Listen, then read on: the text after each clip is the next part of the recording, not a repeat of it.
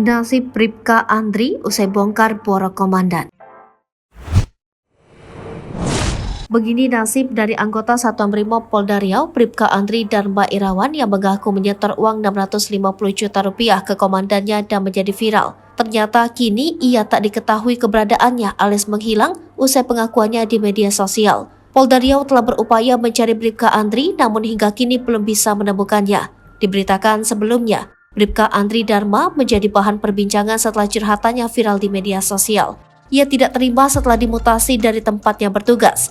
Bribka Andri Dharma dipindahkan karena dianggap tidak banyak berkontribusi kepada satuannya. Curhatannya pada akhirnya berbuntut panjang, lantaran ia juga mengaku telah menyetor uang 650 juta rupiah ke komandannya.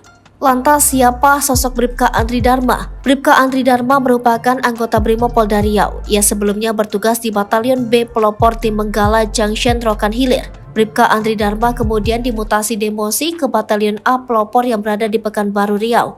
Dan Sat Brimob Polda Riau, Kombes Pol Roni Lumban Gaul menyebut anggota Brimob Polda Riau ini memiliki banyak masalah. Roni melanjutkan penjelasannya. Ia menilai curhatan Bribka Andri Dharma karena dirinya tidak terima dimutasi.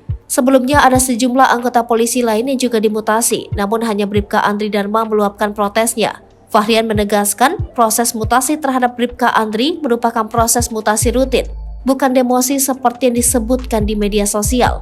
Total ada 34 orang personil yang dimutasi. Dari 34 itu, 14 diantaranya adalah anggota Batalion B Pelopor Satuan Brimob Polda Riau 1.